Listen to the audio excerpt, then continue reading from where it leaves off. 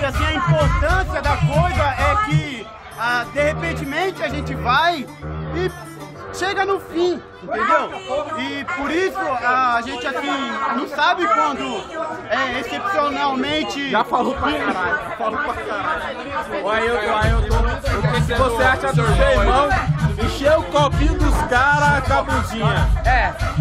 Meu irmão puxou muito a mim. Tira gosto.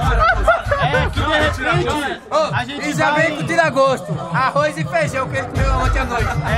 A gente sabe que no futuro as promíssoras serão excepcionalmente dizendo que quando você chegar no fim, a coisa será... Tá. Já falou, fala muito. Valeu pra caralho no chat.